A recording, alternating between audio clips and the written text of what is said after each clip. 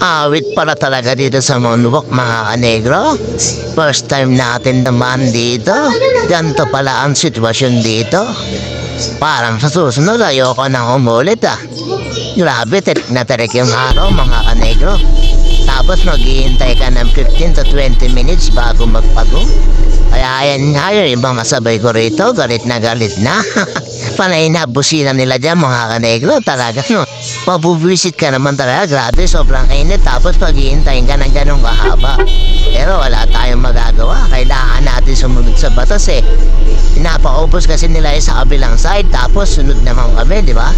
Naman lang kasi yung breed ako. Ubus nga alam. Kaso, yung oras mo, ubus din. Bro, mo, haba ng waiting. 15 minutos na yata kami rito o magbe-20 na.